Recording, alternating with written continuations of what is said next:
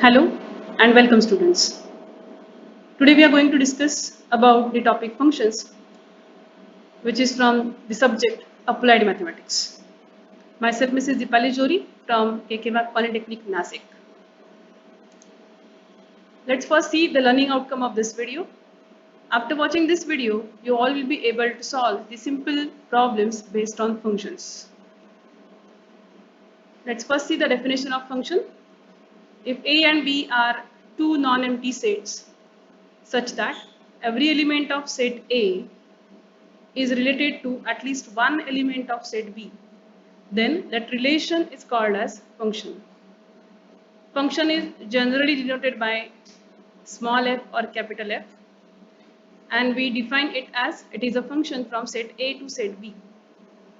See, this way we denote it f, it's a colon, you read it as f from A to B. Okay, so this is your set A, suppose, which is called as domain.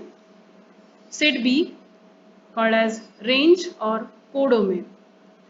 So if the relation like every element of set A is related to one element of set B, only one element, okay, then that relation is called as function. Now for function you have to remember few things. So note these 7 points. The point number 1 is the set A is called as domain of that function. Set B is called as codomain, or it is also called as range. If we suppose that x, this is the sign of belongs to, if small x belongs to the set A, then the function f, function is denoted by small f. X is related to at least one element. Suppose y, small y, it belongs to the set B.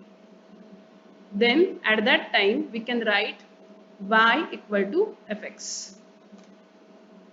This way we can write y is equal to f of x. X belongs to set A, y belongs to set B, and our relation is f from A to B. So f of x is equal to y, or y is equal to fx. That way we can write our function. The fourth point we have to remember is that the element y is called the value of the function. This is the value of that function f at the point x, and it is denoted by fx, okay, like this. Now in the relation y is equal to fx, if this type of relation or the function is given to us, in this type of functions, x is always called as independent variable. X is independent variable because for x we can take any value, and y is called dependent variable because the value of y is depending upon the value of x. So y depend upon x, so y is called dependent variable. The sixth point you have to remember is that the set of values of y means set B. Okay, y belongs to set B, right? So all the values of y is called range, or it is also called as codomain. Same that of the point number 2. B, set B or the set of all values of y. It is called as codomain or range of that function. Seventh point is function can be also denoted by small f, small g, h, or it can be denoted by capital F, G, H, or it may be f1, f2, f3 up to fn. Various notations we can use. Generally we use f, function for f. Okay. Now next we are going to see the different types of function. This is the very important point from your syllabus. You have to remember all the types. The first type is algebraic function. See, what is meant by an algebraic function? A function in which variable is raised to a constant. Then that function is called as algebraic function. Y, every time now we are going to write the function as y equal to, okay, and then we will express y in terms of x. So if y is equal to variable x raised to constant n is any real number, it can be any constant. So if your relation or the function is like this, variable raised to constant, then it is called as algebraic function. So the examples are given there. Y is equal to x cube minus 2. This is your variable raised to constant term. Variable raised to constant, variable raised to constant. Second example we can consider, it can be a fraction. Yes, it is with addition or subtraction also. So 3x raised to 4 plus 2 upon x square minus 3.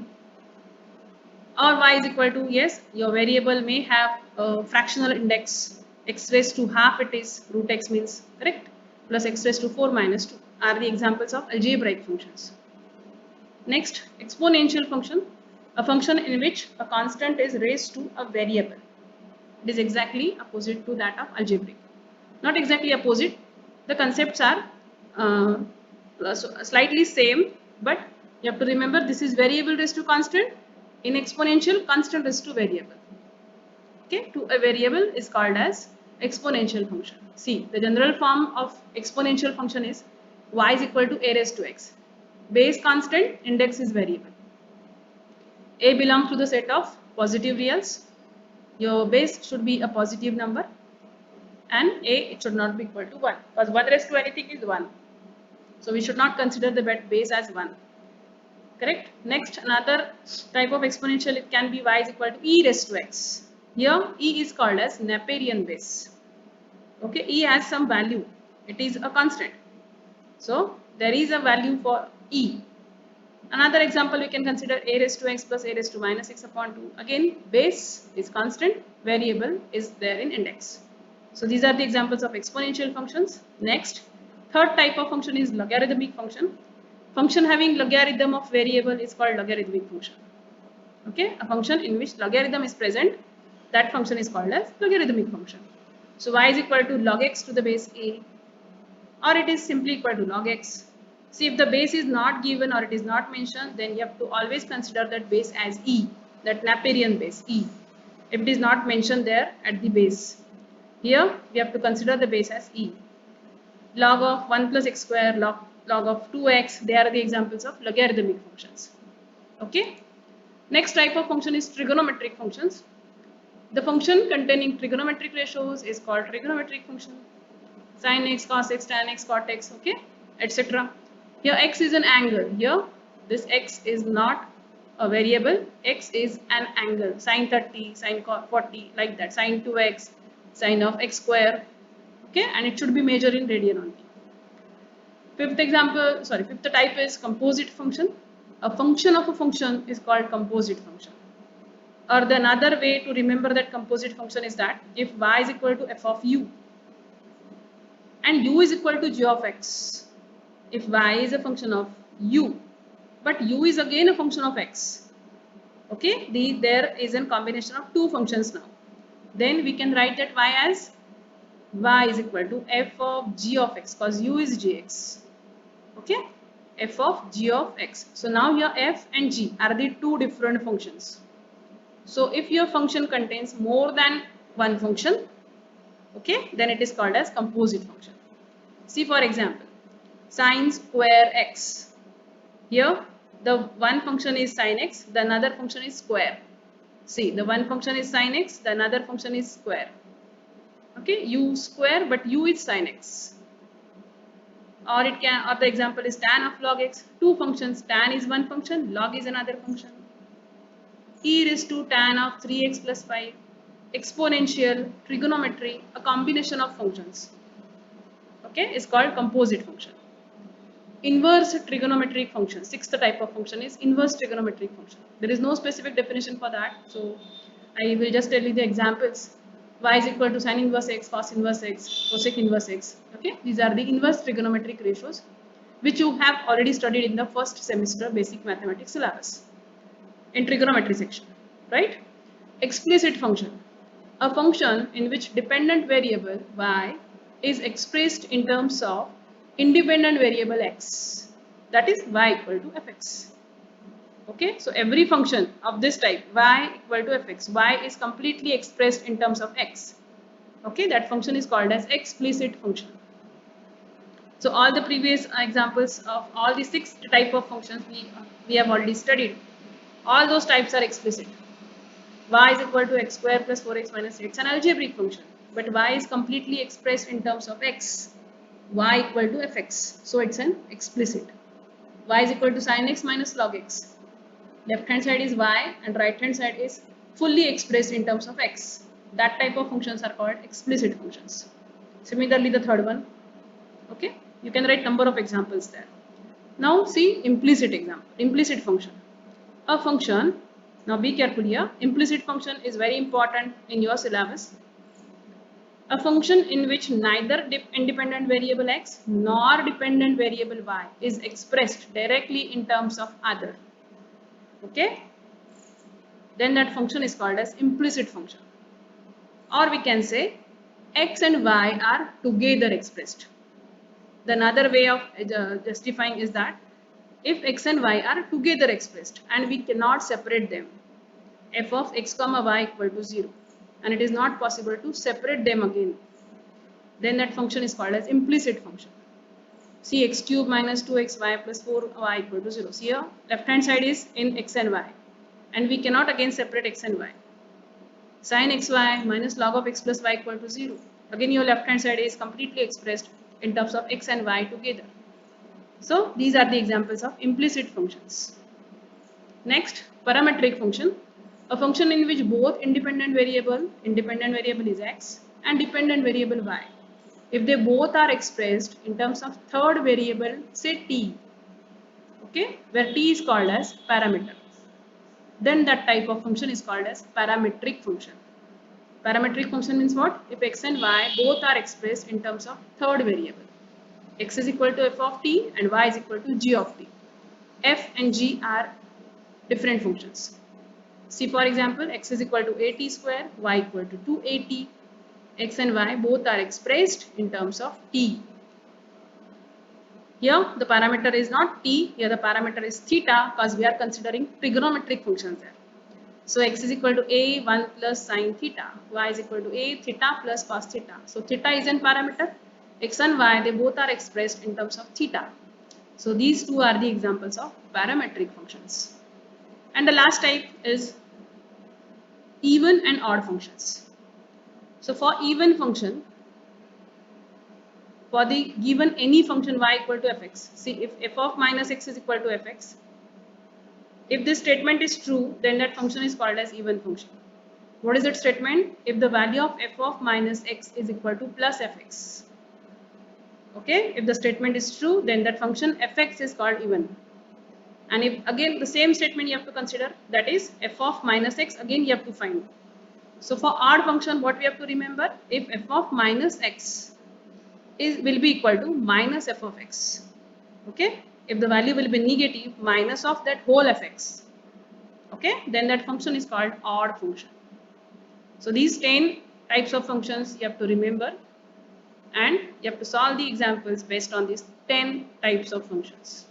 So let's solve some examples. See, the first example is very simple examples you have to solve in this chapter, only the examples of 2 marks. Okay, so if fx is equal to log of sin x, your question is to find f of pi by 2. See, the given function fx is log of sin x. So what is f of pi by 2 then? What we have to do, we have to write f of pi by 2. So what we have to do, we have to replace x by pi by 2 in the given function. So what it will be? So it will log of sin as it is, x will be replaced by pi by 2. Pi by 2 means 90 degrees. So log of, now sin 90, as we know, it is 1. The value of this square bracket is 1. So what is our function now? It is log of 1 just. But again we know that log of 1 is 0. The value of log 1 is 0. So your answer of f of pi by 2 is 0. Okay, this example carries 2 marks only. Next, fx is x square plus 7x plus 11. Question is to find f of 0 minus f of 1. See, this is our given function. Your question is to find f of 0 minus f of 1. So two different functions we have to find for the values of x as 0 and 1. So let us calculate f of 0. See, the f of 0 calculation is there in the square bracket. So what we have to do to write f of 0? We have to just replace x by 0 in the whole function. So 0 square plus 7 into 0 plus 11. It will be our f of 0 minus f of 1. While writing f of 1, what we have to do? We have to replace now x again by 1 in the same function, because the function is same, f. Just have to change the x. For writing f of 1, we will change x by 1. So 1 square plus 7 into 1 plus 11. Here it is. Do write them into bracket, because the negative sign is there. Your values will be changed. sign will be changed. So the simplification of first bracket is 11. Simplification of second bracket is 11 plus 8, that is 19. 11 minus 19 is minus 8 is the answer. Next, see, fx is equal to 25 raised to x plus log x to the base 2. Question is to find the value of f of 1 by 2. See, this is our given function, 25 raised to x plus log x to the base 2. Now the question is to find f of 1 by 2. So what we have to do here now, in the given function, we have to replace x by 1 by 2, correct? So just let us go on replacing x by 1 by 2 there. What is that function then? F of 1 by 2 becomes 25 raised to x, we have x will be replaced by 1 by 2. Log of x will be replaced by 1 by 2. Okay? Remaining constant term as they are. 25 as it is, log as it is, base 2 as it is. Just replace every x by half. What is meant by 25 raised to half? It is root 25. Correct? Now here, see the logarithmic term it is. It is log of 1 by 2 to the base 2. That we can simply rewrite as half means 2 raised to minus 1. Is this okay? This you can write by the laws of indices. 1 by 2, shift it up, it will be 2 raised to minus 1. Why we have to write it this way? Because after that we can use rule of logarithm and we can shift that index down here. See the law of index we know, log of m raised to n is n log m. So by that rule, shift that n down, n log m we can write there. So after this step we can shift that minus 1 here. Here it will come, root 25 is 5, plus sign as it is, minus 1 will come down by the rule of logarithm, and what will remain there? Log of 2 to the base 2. Minus 1 comes down. Don't write it here again. Okay. Now the law of logarithm we know, log a to the base a, if the number and base is same, its value is 1. Hence 5, this value is 1, log 2 to the base 2 is 1. So this second term is minus 1 into 1, that is minus 1. And hence the answer is 5 minus 1, that is 4. Hope this is clear to all of you. Next, fourth example, see fx is equal to x cube plus 1. Question is to evaluate the two values, two different values, f of minus 1 and f of root 2. We have to find out them separately. See the first value is f of minus 1 we have to find. Function is x cube plus 1. What we have to now do? Now we have to replace x by minus 1. Be careful with the sign. It's a cube of x. It's a cube of minus 1. That way you have to write. Minus 1 cube is minus 1. Okay, it's not plus 1. So minus 1 cube minus 1, this plus 1 as it is, and hence the answer is 0. The another part, second part question is B, that is f of root 2 we have to find. Again in the same function f, you have to replace x by root 2 there. So root 2 cube plus 1. Root 2 cube means it is 2 root 2.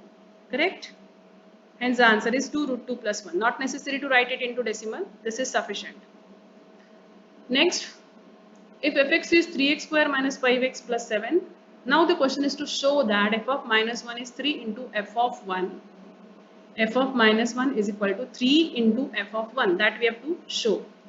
So now this is our given function, 3x square minus 5x plus 7. Let's first find f of minus 1. The left hand side let us calculate first. So what is it f of minus 1? It is 3. Replace x by minus 1. Do write inside the bracket because your number is negative. So minus 1 square, here it will be minus 5 into minus 1 plus 7. Minus 1 square is plus 1 as we know. Okay, minus 1 square is plus 1. So 3 into plus 1, that is 3. It becomes minus minus plus 5 plus 7. Addition is 15. So the left hand side f of minus 1 value is 15.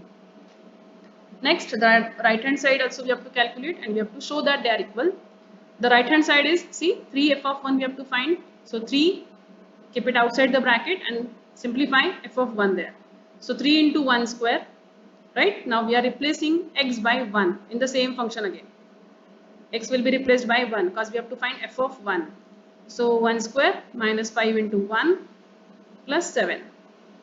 Simplify the bracket first, then at last do the multiplication by 3 there. So this is 3 minus 5 plus 7. Minus 2 plus 7 is 5. 15 it is. Everybody can observe. See, the left hand side is 15, right hand side is again 15. Hence LHS is equal to RHS. So the statement is true. Or we have proved that LHS is equal to RHS. And the last example, see, the question is to state whether the function fx is even or odd. The function is a raised to x plus a raised to minus x upon 2. The question is to state whether it is even or odd function. What is that condition for even and odd function? The condition is that you have to check the value of f of minus x. Check whether f of minus x is plus fx or minus fx. If it will come plus fx, your function will be even. If it will be minus fx, then the function will be odd. So let us do the calculation for that. See fx, this is our given function. Be careful again with the sign here. A raised to x plus a raised to minus x upon 2. This is our given function. What we have to calculate? We have to calculate for f of minus x. Means what we will do? We will replace x by minus x in the given function. See, the x is replaced by minus x. Again, see, x is replaced by minus x. So a raised to minus x plus a raised to, this minus sign will remain as it is, and x will be replaced by minus x. Correct? Divided by 2 as it is, constant as it is. So it is further equal to a raised to minus x, the first term as it is, plus here only we can do the simplification, that minus minus becomes plus. It will be a raised to x. Now everybody can see these both the functions are same. Only the order is replaced or order is changed. You can read it as a raised to x plus a raised to minus x upon 2. That is f of minus x is equal to plus fx. The same function we obtained there. That is fx. So f of minus x is equal to plus fx. The given function we can conclude as even function. Okay, fine. So this way you have to solve the examples of 2 marks only for diploma level, applied mathematics subject. Here I will stop my video. Thank you everyone and happy learning with have a nice day. Thank you.